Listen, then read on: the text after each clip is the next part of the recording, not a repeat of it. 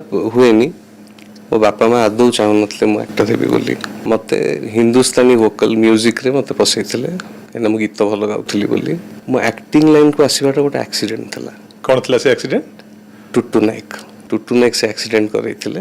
ଆଉ ମୁଁ ବି ଟ୍ରାଏଲ ବେସିସ୍ରେ ପଶିଥିଲି। ହଉ ହେଇଗଲା ସବୁ ଜିନିଷ। ଆଚ୍ଛା, ଏଇଟା ବି ସଂଯୋଗର କଥା ଥିଲା।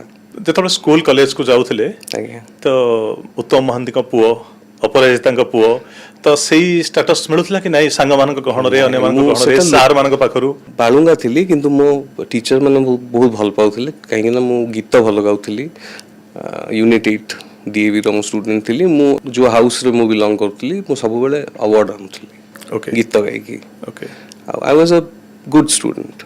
ମୁଁ କମ୍ ପାଠ ପଢ଼ିଲେ ବି ମୁଁ ଯେତିକି ଦିନ ପଢ଼ୁଥିଲି ମୁଁ ଆବଭ୍ ଆଭରେଜ୍ ଷ୍ଟୁଡେଣ୍ଟ ଥିଲି। ଭଲ ମାର୍କସ୍ ନେଇ ଆସୁଥିଲି। ଜୀବନ ଉପରେ ଆପଣଙ୍କର ଅଧିକ ପ୍ରଭାବ କାହାର ପଡ଼ିଛି, ବାବାଙ୍କର ନା ମାଙ୍କର? ଦି ଜଣଙ୍କର ଇକ୍ୱାଲି ପ୍ରଭାବ ପଡ଼ିଛି। ପିଲାବେଳେ ବାଳୁଙ୍ଗା ଥିଲେ ଆଉ ତାପରେ ଧୀରେ ଧୀରେ ଭଲ ମଣିଷ ହେଇଛନ୍ତି ବା ସୁଧୁରିଛନ୍ତି।